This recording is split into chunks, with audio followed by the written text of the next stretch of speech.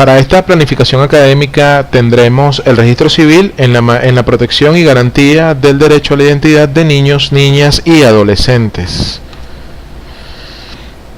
Vamos a ahondar en esta sesión todo lo relativo al registro civil como garantía de la identidad legal de los niños, niñas y adolescentes, planes y programas para la promoción del derecho a la identidad.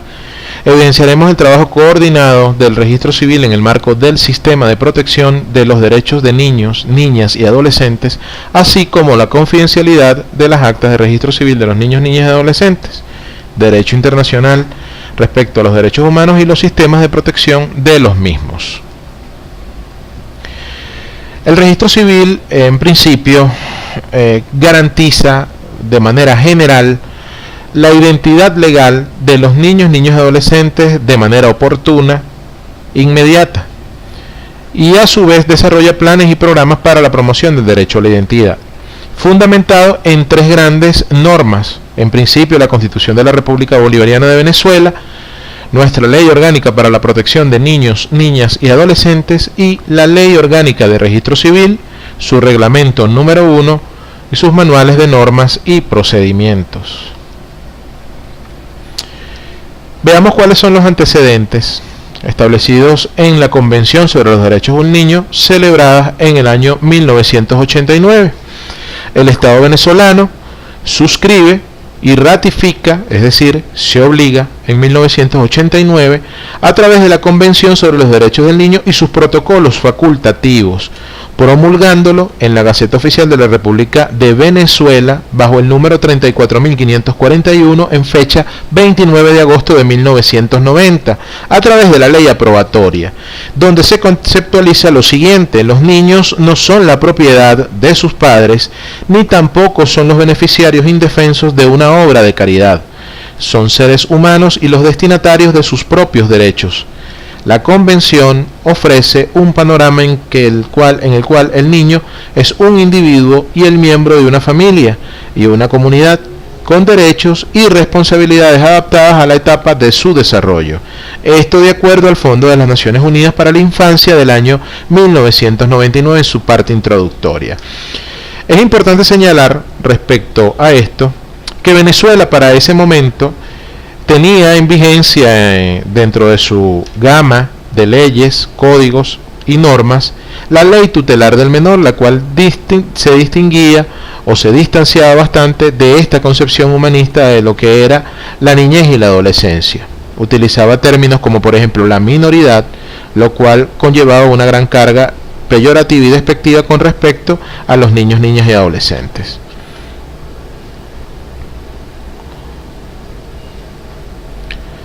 Surge en consecuencia, luego de la reforma más grande que ha tenido el Estado venezolano, lo cual se vio representado en la aprobación de la Constitución de la República Bolivariana de Venezuela el 15 de diciembre de 1999, cuando obliga a normar en materia de niñez y adolescencia, para lo cual la Asamblea Constituyente, en ese caso,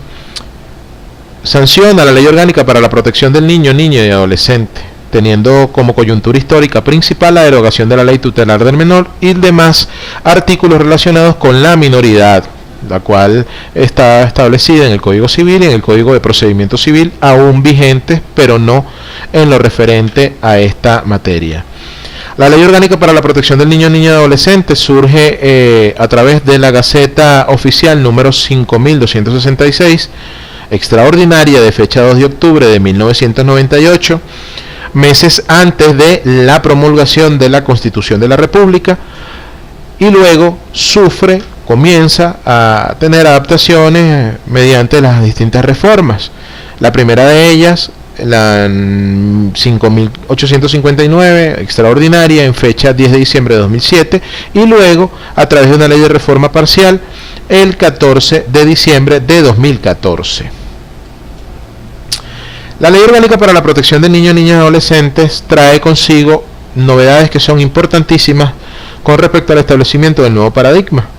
Tenemos en principio el reemplazo de la Ley Tutelar del Menor, la cual venía de ser una ley especial, por una ley orgánica, es decir, que conlleva o contempla contenido sustantivo y adjetivo, a través de la Ley Orgánica para la Protección de Niños, Niñas y Adolescentes. En segundo lugar, los niños, niñas y adolescentes son considerados personas, actores y sujetos de derecho, lo cual es sumamente importante y, digamos, en la opinión nuestra, representa el cambio medular de mayor importancia por cuanto da al traste con el término menor, utilizado peyorativamente en la ley anterior. Se sustituyen además estructuras infrahumanas existentes con la antigua ley, es decir, la concepción del reclusorio, del albergue o del reformatorio, por órganos en la estructura del sistema para la protección integral y de adolescentes en conflictos con la ley penal. Verbigracia a lo que son las entidades de atención, los centros de ayuda y atención integral, las entidades para adolescentes en consumo de sustancias psicoactivas, entre otras. Los pilares fundamentales de la Ley Orgánica de Protección de Niños, Niñas y Adolescentes establece en principio respecto a la jerarquía de la Convención de los Derechos del Niño la doctrina de la protección integral, es decir, los niños, niñas y adolescentes son sujetos plenos de derechos y son considerados ciudadanos y ciudadanas, lo cual va en contrapelo inclusive de otros conceptos como el hecho de que la ciudadanía se ejerce a través de la mayoridad con el ejercicio del sufragio. En segundo lugar, el interés superior y la prioridad absoluta, los cuales son principios fundamentales de la Ley Orgánica de Protección de Niños, Niñas y Adolescentes en sus artículos 7 y 8, el papel fundamental y prioritario de las familias en la vida de los niños, niñas y adolescentes, concebidos como sus entornos familiares más cercanos y sus nexos afectivos más inmediatos. Por otro lado, la corresponsabilidad del Estado, de la familia y la sociedad en la protección integral de la infancia y de la adolescencia, ambos por supuesto conllevando ponderaciones de carácter de responsabilidad. Con respecto a las reformas que ha sufrido la Ley Orgánica de Protección de Niños, Niñas y Adolescentes, vemos que en materia sustantiva destacan tres tipos de reforma. Uno, el reconocimiento de nuevos derechos a la infancia, el derecho al buen trato.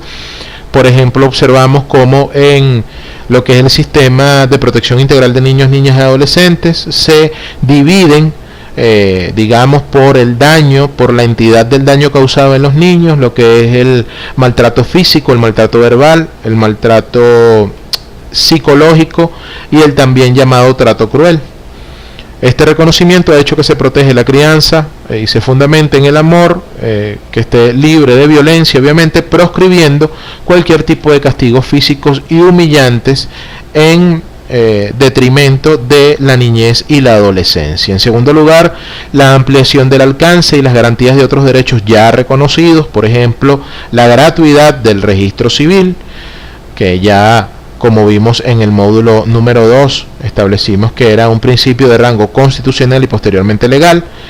en el cual se establece expresamente que las actas de nacimiento no tienen fecha de vencimiento y por supuesto es gratuita su expedición y además las copias o certificaciones que se quieran obtener de ella. El derecho a ser, el derecho a vivir, a ser criados o criadas y a desarrollarse en el seno de una familia, donde se incluye la prohibición de separar a los niños, niñas y adolescentes de sus hogares y entornos afectivos inmediatos por motivos de pobreza u otros supuestos de exclusión social. De igual manera, las transformaciones de las instituciones familiares existentes que comienzan por una nueva nomenclatura más acorde a los derechos humanos, las nuevas tendencias en la materia y la concepción de niños, niñas y adolescentes como sujetos de derecho. Es decir, encontramos, por ejemplo, en las fundaciones de acciones sociales de las distintas alcaldías, entidades de atención que dan un cuidado, una formación y una capacitación de carácter integral a los niños, niñas y adolescentes que han sido objeto de vulneraciones y que están bajo la responsabilidad, bien sea a través de sentencias de tribunales en materia de niñez y adolescencia o a través de medidas de protección provenientes de los diversos consejos de protección de niños, niñas y adolescentes a lo ancho y largo de todo el país. Los cambios más importantes están orientados a garantizar la igualdad entre hombres y mujeres, así como el principio constitucional de la coparentalidad, es decir, se establece de igual manera e igual rango de responsabilidad la crianza, la custodia, la formación, la salud, la comida y el vestido tanto a padre como a madre. en esa relación familiar. De igual manera, todo lo referido a la crianza de los hijos e hijas. En materia de organización del Sistema Rector Nacional para la Protección Integral de los Niños, Niñas y Adolescentes, el cambio más relevante es haber atribuido la rectoría y el control al Ministerio del Poder Popular con competencia en la materia, convirtiendo al Consejo Nacional de Derechos, IDENA, en un organismo responsable de desarrollar las políticas públicas definidas por ese despacho, incluyendo como novedad la posibilidad de ejecutar directamente programas de atención y protección. La materia procesal constituye obviamente el eje central de la reforma. Ya veníamos avisorando el hecho de compilar en un mismo texto tanto la parte sustantiva como la parte adjetivo procedimental a través de la figura de la ley orgánica. Por ello allí observamos principios del nuevo proceso en materia de niños, niñas y adolescentes, donde destacan la oralidad, la uniformidad, la sencillez, la brevedad, la promoción de los medios alternativos de resolución de conflictos, como por ejemplo los jueces y jueces arbitradoras de paz, las defensorías de niños, niñas y adolescentes, incluyendo la vía conciliatoria como opción para la resolución de conflictos. Además incluyó 3 nuevos procedimientos: el ordinario, el relativo a la jurisdicción voluntaria y también el relativo a las adopciones de carácter nacional e internacional. Se trata de procedimientos sumamente ágiles y celeros que buscan garantizar que las personas que acuden al órgano jurisdiccional a buscar la solución de un problema encuentren una verdadera respuesta oportuna en el tiempo más breve y sin mayores complicaciones. En otras palabras, es una apuesta por hacer efectivo el acceso a la justicia de todos y todas en beneficio de nuestros niños, niñas y adolescentes. La reforma sufrida en el año 2014 se refirió en mayor proporción a lo que era la modificación del sistema de la responsabilidad penal del adolescente. Las propuestas tuvo por objeto el fortalecimiento de la concepción y funcionamiento del sistema penal, el cual se va a desarrollar a partir de un conjunto de acciones articuladas por el Estado a través de los organismos que tienen competencia en la materia, el mismo principio de corresponsabilidad de la familia y el poder popular, orientadas a propender una protección integral concebida al niño y a la niña, no como una isla o como un ser aislado de lo que es su entorno social, su entorno educativo y su entorno familiar. Se incorpora la Defensoría del Pueblo dentro del sistema mediante su labor de vigilancia, el acompañamiento de las organizaciones de participación comunitaria, tales como los consejos comunales, las distintas formas de organización popular, las autoridades legítimas de los pueblos indígenas, reiterando el lugar y el reconocimiento que a partir del año 99 establece la Constitución de la República Bolivariana de Venezuela. Y en materia de políticas públicas, al Ministerio del Poder Popular para el Servicio Penitenciario, los ministerios del Poder Popular en materia de Interiores, Justicia y Paz, y todos los que de allí dependan, del Ministerio del Poder Popular para la Juventud y para la Educación.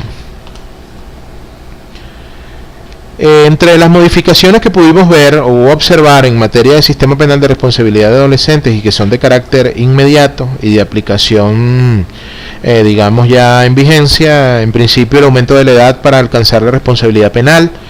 la cual se establece a partir de los 14 y hasta los 18 años de edad, a diferencia de la anterior, la cual establecía la responsabilidad penal del adolescente a partir de los 12 años, así como una especial atención y protección a los y las adolescentes con 12 y 13 años de edad incursos en hechos punibles mediante medidas de protección. Es decir, se amplía el rango del sistema de protección y se acorta el del sistema penal de responsabilidad de niños, niñas y adolescentes. En segundo lugar, el fortalecimiento de los derechos humanos en este contexto,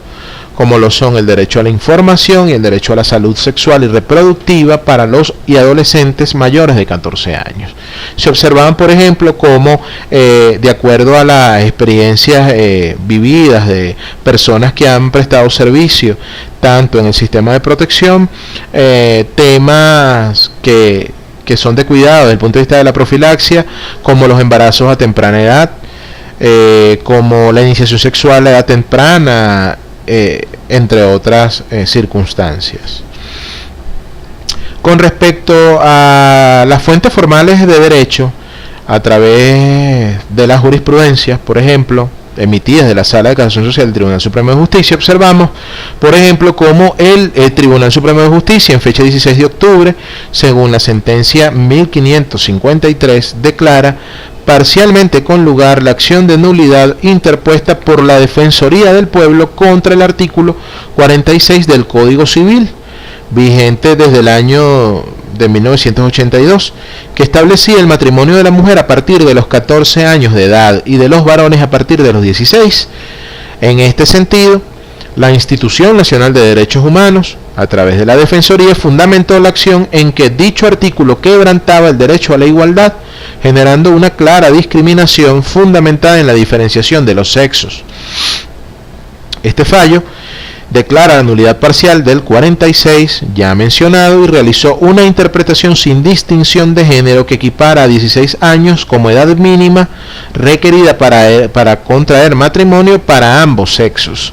Es importante señalar que la Sala Constitucional utilizó como fundamentación en su razonamiento lo recomendado por el Comité de los Derechos del Niño en relación a que el matrimonio se establezca cuando la persona adquiera la mayoría de edad. Esto hay que comentarlo en el contexto del principio de la emancipación que contemplaba el anterior o que contempla el aún vigente Código Civil, pero que sigue regulando materias que tienen que ver con la niñez y la adolescencia. Respecto a la vinculación de la Ley Orgánica de Registro Civil en la protección de los derechos de los niños, niñas y adolescentes, observamos, por ejemplo, que la génesis de lo que es el hecho vital del nacimiento, para el caso de la Ley Orgánica de Registro Civil, contempla obviamente la fundamentación legal en lo normado en la Ley Orgánica para la protección de niños, niñas y adolescentes. El solo hecho de otorgar la identidad ya y garantizarla dentro de los primeros días o primeras horas del alumbramiento ya es en estricto cumplimiento a lo que ordena la Ley Orgánica para la protección de niños, niñas y adolescentes, y de allí se desprenden una serie de procedimientos y una serie de requisitos que deben ser consignados para la garantización de ese derecho a la identidad, pero que tiene que ver con la protección integral a la niñez y a la adolescencia. Gracias por la atención y por la participación mostrada a través de lo que ha sido esta experiencia del segundo módulo relativo al módulo de Registro Civil y Derechos Humanos, y esperamos que haya sido de su utilidad. Seguimos contando con ustedes para la multiplicación y para la propagación y divulgación tanto de nuestra labor como de toda nuestra intención de seguir garantizando cada vez más el registro civil en Venezuela. Muchas gracias.